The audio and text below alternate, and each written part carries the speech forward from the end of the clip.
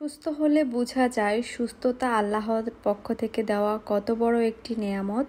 আসসালামু আলাইকুম, কেমন আছেন? আশা করি সবাই খুবই ভালো আছেন।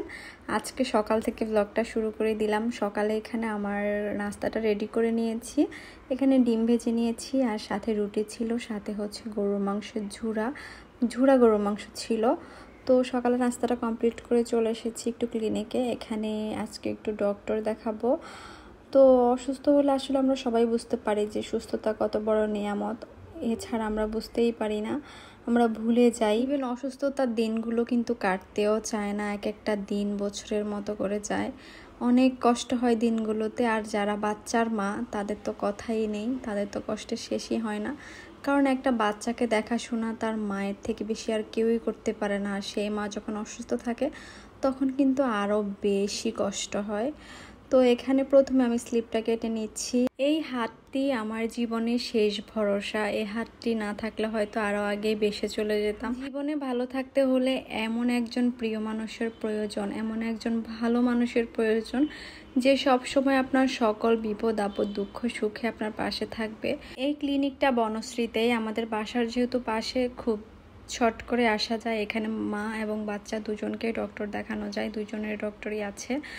তো এখানে আমরা একটু ওয়েট করছিলাম যেহেতু রোগী ছিল। তো এরপরেই গেলাম, গিয়ে আমাদের যে কাজগুলো কমপ্লিট করে চলে এসেছি ফার্মেসিতে। এখানে এসে বাকি যে ওষুধগুলো ছিল ওগুলো নিয়ে নিব। মাঝে মাঝে অনেক ছোটোখাটো ব্যাপারে অনেক বেশি নার্ভাস লাগে, ছোটোখাটো অনেক সমস্যা অনেক বড় মনে হয়।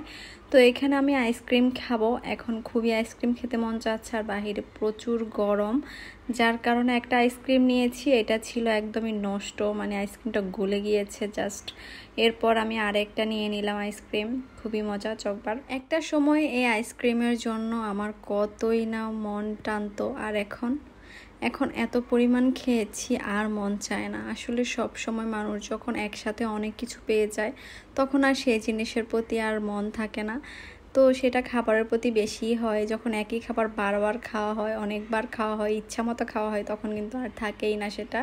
এরপর আমি বাবুর জন্য আসার সময় একটা হ্যাপি ন্যাপি ডাইপার নিয়ে এসেছি। এটা এখন একটু সেট করে নিব। আমরা কিন্তু সবসময় ডাইপার যখন ওপেন করি তখন কিন্তু ভুল করে ফেলি, একদম উপর দিয়ে কেটে ফেলি, দেন নিচেরগুলো নিতে খুবই কষ্ট হয়।